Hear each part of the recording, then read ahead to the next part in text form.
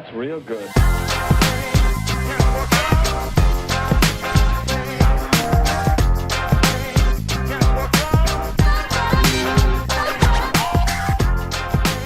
What's going on, everybody? Welcome to another episode of the 11:11 podcast. My name is Matthew. I'm Simone. And I'm Donnie. And we're going to have a conversation as a team just to talk about entrepreneurship in general. It's actually one of our favorite topics, not only as entrepreneurs, but it's always been something that we hear more and more about today. You feel like every time you go on social media, someone's talking about the hustle, talking about culture. But having a conversation about, like, what does that even mean to us? Yeah. I think we all have very specific and different journeys as entrepreneurs, but it all brought us together, which is amazing and beautiful thing. So it's going to be a great episode for us to kind of just talk about our journeys. For sure. And just give y'all a little bit more insight about us and how we came together as a team. I'll tell y'all, how long have we been together? Let's see. Going on 2 years? 2 years. 2 years now. Time is flying. I know. And we done a lot in 2 years. I know. Shout out to the team. How I actually came to meet these wonderful guys was actually through one of my colleagues and old co-workers who really just appreciated the work that we did together and kind of passed my name along to you guys. We set up a meeting, and it's kind of been like ever since then, vibes. And that's the important of vibes. I think at the time, things happened. When you look back, it was like, wow, that all happened so quickly. Where like now, I can't imagine us not working with someone. I know. We went from there being like a need, where opportunities, and we'll go into that a little bit more, but just opportunities to expand, needing to add another team member to be able to help us take on the new projects that we got. And it speaks to who Simone is, because as soon as, we mentioned to this mutual friend, shout out to Leah, when we mentioned to her that we're looking for somebody who could come on the team and really help out with social media, she was like, oh, my girl Simone. And we had that one conversation, and we were like, oh yeah, it's Simone. Boom, let's rock. Yeah. But it also speaks to the power of network. For sure. Right. So like making sure that you can't do that. Right. So I'm someone that's not great at networking. Matthew is. So we balance each other. Call me Mixie, y'all. That's what you said. Yeah, I call him Mixie. But even let's backdrop from that. I think we were doing a lot with less. And we were, even to provide further color, like we also have 9-to-5s. T10, even if its founding, was a vehicle for us to do more mission-driven, at least personally, mission-driven things where you may feel unfulfilled at what you're doing. And at the time, I was with a large organization in corporate America, learning but not really feeling fulfilled. And that's where this all came to be. But we've had entrepreneurship bug since we've met each other in college. And then we had a strategy meeting where we were just talking about this challenge we're having. And it's like, do we take on more work? And then if we do, what do we do? And it was that conversation that led to us beginning the exercise of networking that led to Simone. We're very lucky that our first person we contacted worked out. Yeah. I think that's not normal. I don't think it's normal at all. And I do think since having Simone, we've tried it one more time and a time again, and we're learning as we do it, but it's very rare that the first one works. So we're blessed. And picking your partners is important. Man, that'll be another podcast episode. Yeah. Picking your partner. But you talked about your 9-to-5 and the type of entrepreneur you are. So I think that poses a question to what type of entrepreneur are we as individuals? So I pose that question to you guys. What type of entrepreneur are you? What would you describe yourself in the entrepreneurship realm? I could go first. I think Donnie even alluded to it by him calling me Mixie. I think understanding what you bring to the table, understanding the value, especially in a team setting, of like, okay, this is my skill. This is what I do. I'm not a shy person by any means. And I've alwaend been about, if I want something, I'm just going to go for it. Sometimes maybe I need to have more structure in it, but I've never shied away from seeing the end product and like, okay, well, we just need to be in that room and just talk to that person, and that's it. So I think my entrepreneurship journey, one, has been about being able to figure out how do I work with and partner with people who complement the skills that I know that I bring, but then also being able to know that we have a common vision as well, knowing that the things that I think aspirationally are the places and things that I want to be doing. People who have that same vision, and I'm able to work together with them. And I'm very fortunate to be able to do that with Donnie and Simone. What about you, Donnie? So if he drives in the left lane, I think I drive in the right lane, and then together we're left lane, and together we're in the middle lane. Yep. I'm a little bit more introspective. I tend to think maybe too much at times, thoughtful. I hope strategic, but a lot of mine is like based on like, am I doing something that's beneficial, and then also, is what we're doing, does it make sense long term? How do we build to something that's greater? And so a lot of the conversations we've had about, I think we should do this or we think we should do that, I think comes from just like thinking about like what can happen and what could be the MVP of that could evolve into something else. So I think that's the type of entrepreneurship angle I take it to answer your question, Simone. So I'm a little bit more a little more thoughtful, introspective, but I think the challenge with that comes with speed. And I think that's why we balance each other too, because I think the speed of it, it might take me too long to write an email or too long. I'm quick to make things that I'm comfortable with, which is like a financial model or an operating model or something like that. But what I'm too slow is contacting someone about it. Or so I could like think about it, be like, all right, but then it's the execution of it in true action. But yeah, that's kind of probably the entrepreneur I am. That's where the balancing comes in. And then that's where Simone, tell us about you. Yeah. So I feel like I am the creative eye, the one that's always focused on what is that going to look like to the people. So whatever the idea may be, how are we going to present it to the people? What's the look of it going to be? What's the feel of it going to be? That's always going on in my mind. What's the content going to be? That's what I'm always focused on. But the type of entrepreneur I am is also the busy bee, the one that has like a million things going on. But I will admit, project management was hard for me at one point because I just had a lot going on. As an entrepreneur, you have a lot going on at all times. But as I have grown into my entrepreneurship journey, it's been more lessons on how to time manage a little bit better and how to just manage all of the things on my plate. Ain't no manual for this shit. It's no manual. And I think that's my biggest thing. Like, people always want to know, how are you doing this? And I'm like, I'm still figuring it out because each day is different. Problems arise. And sometimes you just got to bury yourself in Google and come up with a plan. Did you always know you wanted to be an entrepreneur? Like when you were little? So I feel like I've always had that entrepreneurial spirit. Yeah. Like to let y'all know, so I have in my entrepreneurial days, I have had like a business where I do protective styles. So like faux locks, Marley twists. Molly twist. I'll Google that after that. Sounds lit. You'll know it when you see. That's that Molly twist there right you there. go. There you go. Marley twist? Marley. Oh, Not Marley. Molly. I heard Molly. No, heard Molly. people do that all the time. Marley twist. Black people don't pronounce that right. I know. That's Molly my twist. accent. That's my accent. Marley twist. It's just a little kinkier hair with the twist. I got you.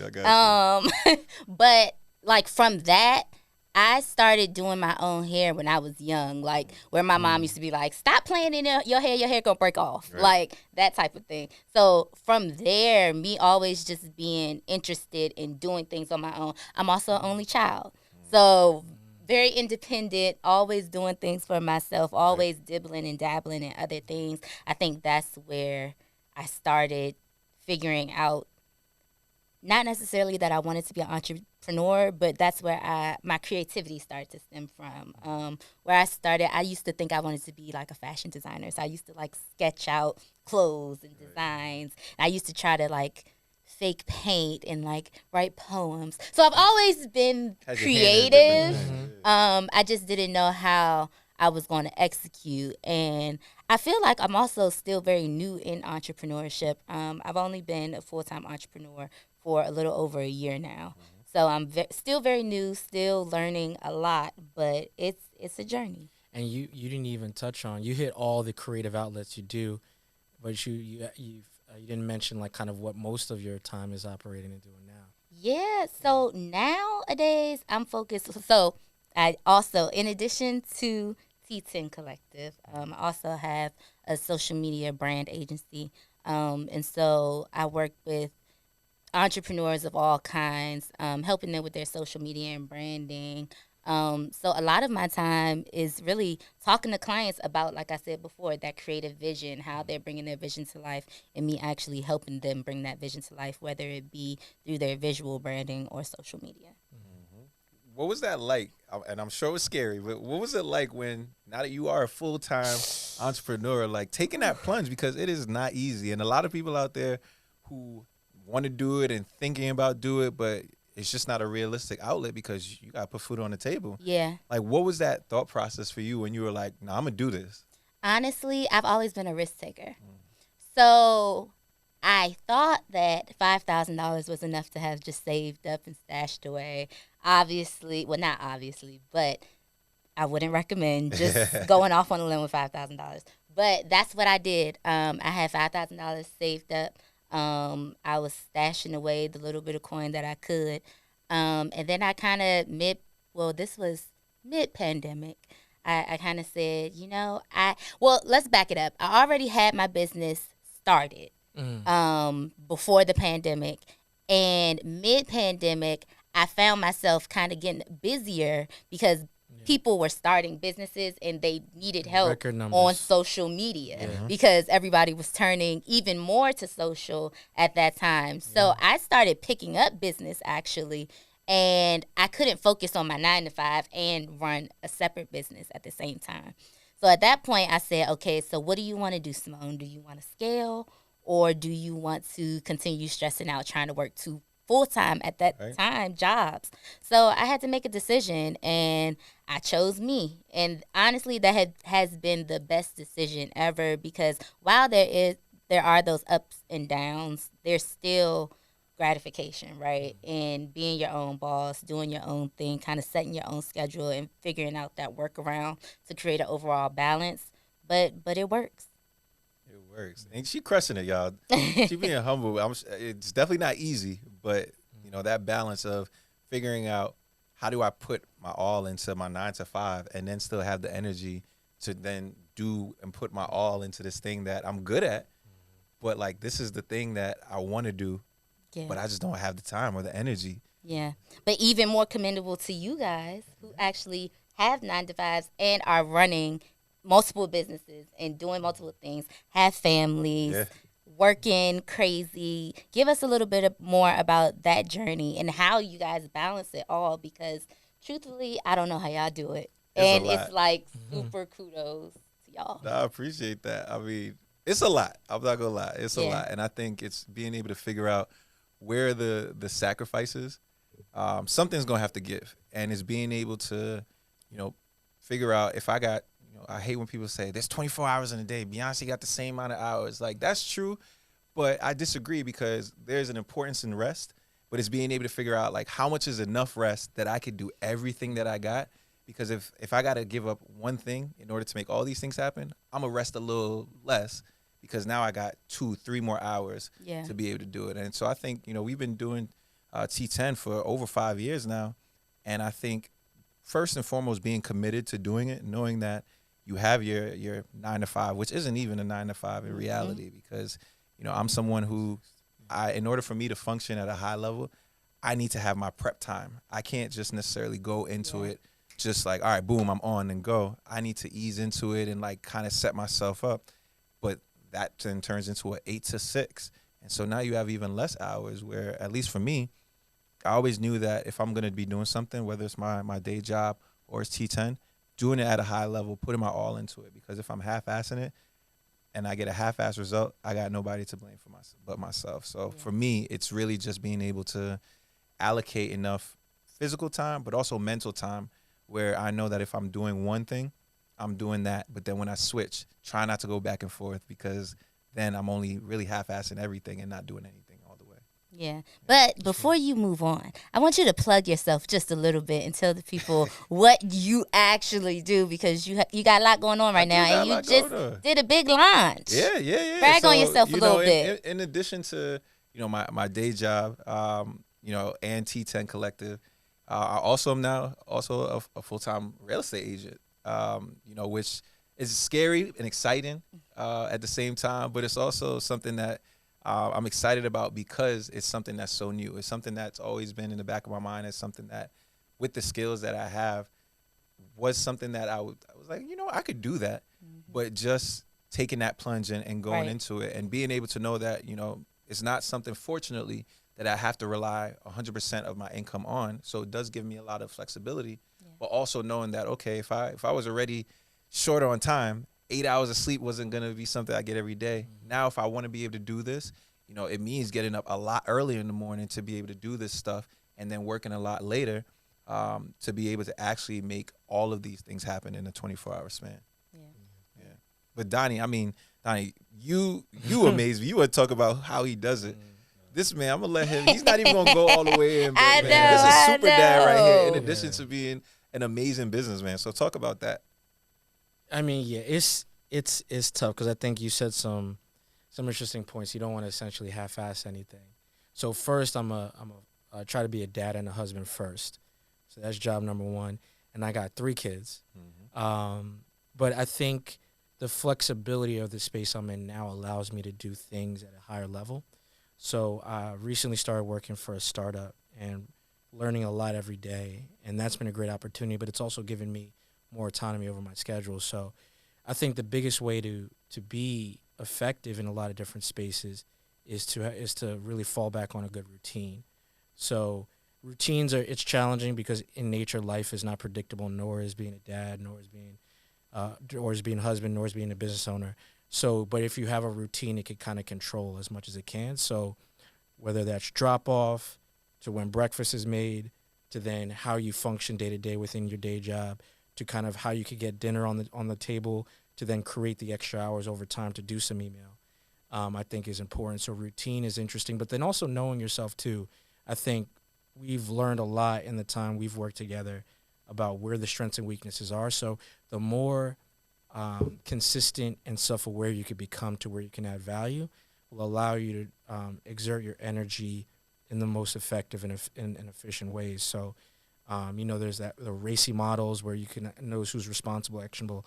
If you kind of apply that methodology to what you're doing in different businesses, you're able to probably be able to then maximize the time you have.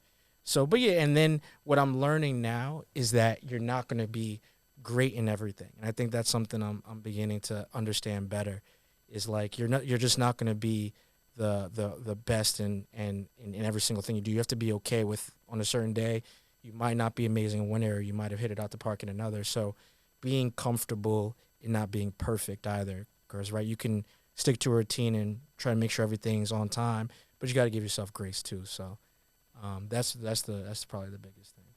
100%. Yeah. What do y'all think is the hardest thing about being an entrepreneur? The one thing that, like, now that we've been doing it, it's like, man, they ain't tell me this one, but this is the hard one. Is it the time thing?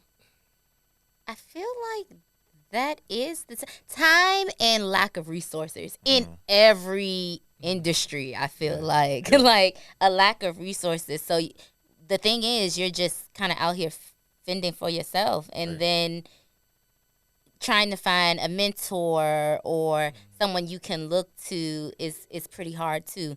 So I think it's a combination of those things that make it hard. And honestly, I think the biggest thing is the lack of community, lack of resources within our community for entrepreneurship.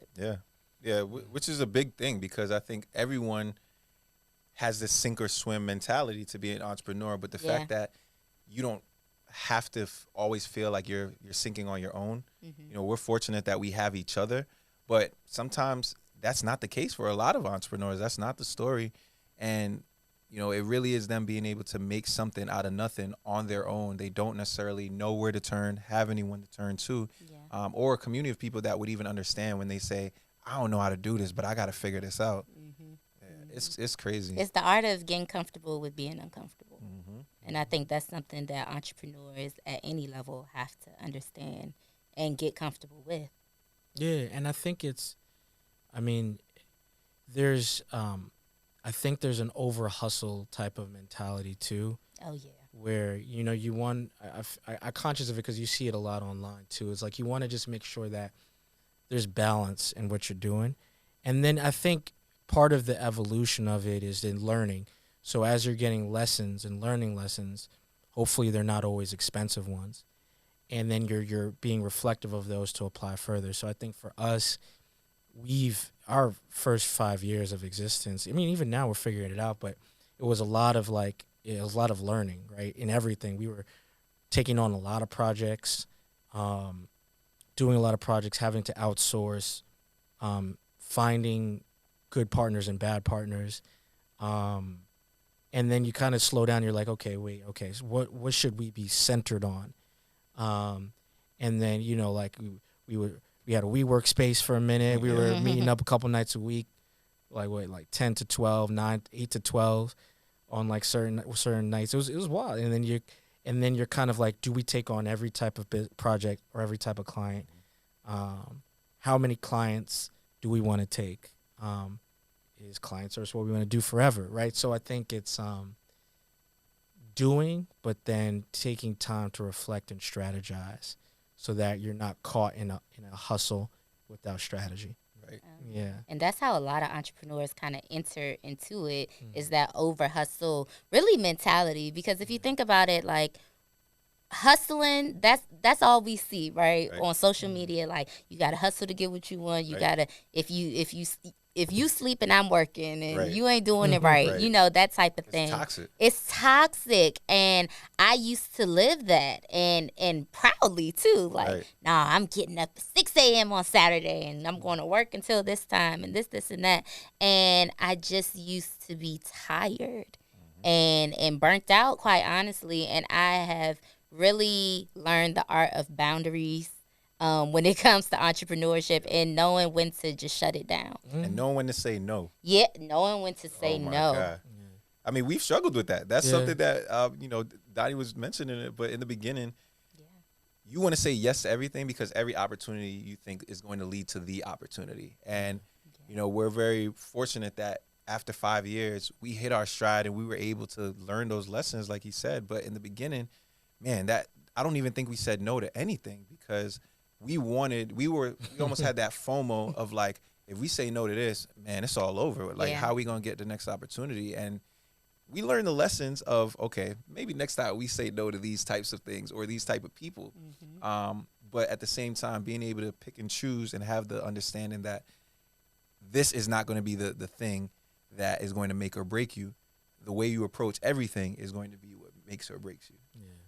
Yeah, and I mean, a big navigation for us too was pricing. We were just we were figuring out, we said yes to everything. We also said yes that we can do everything. And I think that's well, at one point we didn't have a price. Yeah, we didn't have a price. Yeah. And you kind of free daddy die. Yeah, so you kind of learn like what should you be saying yes you can do? What are the type of people you want to work with? And everything is going to evolve and change too. So I think, and that helps with balance. And then you also learn too that like something I got to figure out to get better. And there's business leaders in my life that kind of do it well. Is like when you wake up at 6 to work. Sometimes the hours spent with people and networking could even be a friend group and just talking real about your life. Those things are business too, because I think when you are in the business of entrepreneurship, though it shouldn't consume your life, you also are kind of like every opportunity it's part of your lifestyle, so it pours into it. So that instead of doing that 6 to 12 on the computer, if you spend some of that at a brunch with a group of friends, that relationship or conversation can spur, oh, you should talk to so and so, and the next thing you know, you got a coffee. You have a coffee meetup that next week that could be transformational. So I think it's also like understanding the value and balance and still pouring into like your social life as a way that can also fuel what you're doing otherwise. Yeah. One thing I do want to shout out though is along the journey, there's been a theme, and we talk about this theme, that one, is no coincidence that we have an amazing partner in Simone who balances us out, not only in terms of her skill set, but also the fact that she's a woman. I think we've noticed in our career, in our experience, having one, I would definitely say first and foremost, women, and specifically Black women, have been an integral part of any of the success that we've had thus far as entrepreneurs, because those were some of the folks who took the risks on us, who were giving us some of our early opportunities, who saw something in us, opening doors for us. But then it also shows that, like, there's an importance of being able to have that kind of a balance from an energy standpoint, of being able to balance out us, because as different as Donnie and I are, there's certain blind spots that we may not even notice because we're men and Black men, that having somebody like Simone who's able to be like, nah, y'all, we got to look at it this way, you know, it's refreshing, and I enjoy it. Yeah, no, that's a fact, because, and it's funny because we say like T10 was Black women have the biggest advocate for us, because our major clients who have referred us, that have been great partners to us, have been that Simone.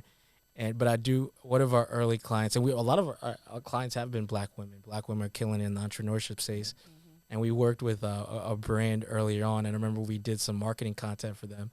And I could tell, like, they were like, they ain't like it that much. Yeah. It's like, I'm gonna take this one. So we were like, oh yeah, maybe we are not. We need some.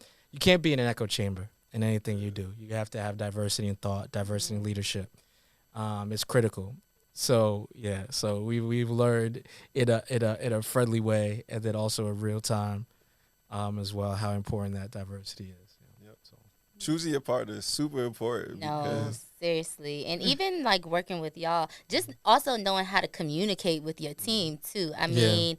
I feel like it's nothing that we can put on the table that we can't just hash out and figure it out, you know? 100%. Yeah, because we're all open. I don't feel like we're ego-driven, and we just trying to get the job done at the end of the day, knowing that everybody has a lot they're juggling and really just trying to be efficient. So I really appreciate y'all. Yeah, it's the truth. But I think, to that point, the lack of ego, even though we know that we're all working towards one thing, I think we're good at being able to be like, all right, now this is my moment that I got to say this because we need to do this. Like, we had that conversation the other day where it was like, no, I need to be better about that.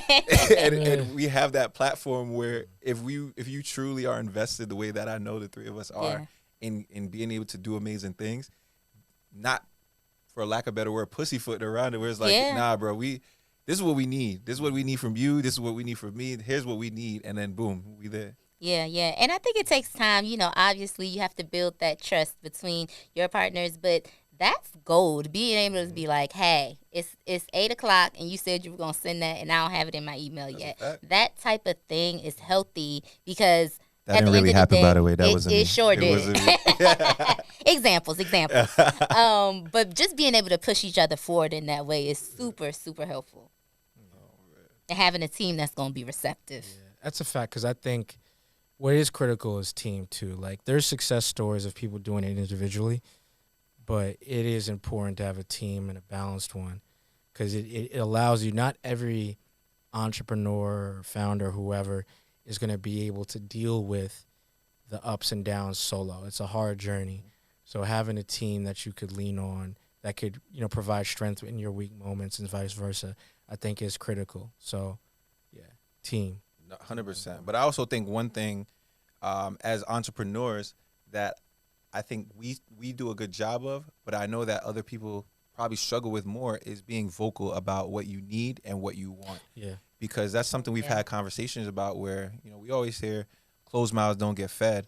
A lot of the opportunities, even our very first opportunities that we got, it was literally just like saying, F it, I'm just going to go ask. And if they say no, they say no. And that's scary. That's daunting, especially if, this is what you feel like is going to be the thing that makes or breaks you. You don't want to potentially jeopardize it. But, being vocal about not only what you want, because, I believe in putting it out there in the universe and it's going to find a way to come to you, but also being vocal about how someone can potentially help you and how you can help them. Because the reciprocity in entrepreneurship is something that I think we've seen, where that same client that we're talking about, they've opened up other doors for us.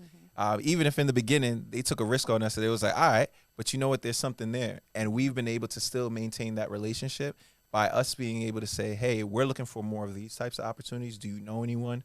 And them being like, actually, I'm going to refer you to this person. Mm-hmm. A lot of folks maybe be scared of that because I could see you being nervous to admit that you may not be an expert at something, or you don't want to seem like you asking for something. But the more you put out, the more opportunities that you have coming your way. Yeah, and I think it's the fear of rejection too. Like people are scared of being told no and putting themselves out there to be rejected. So a lot of people tiptoe into opportunities when really they should big step into opportunities.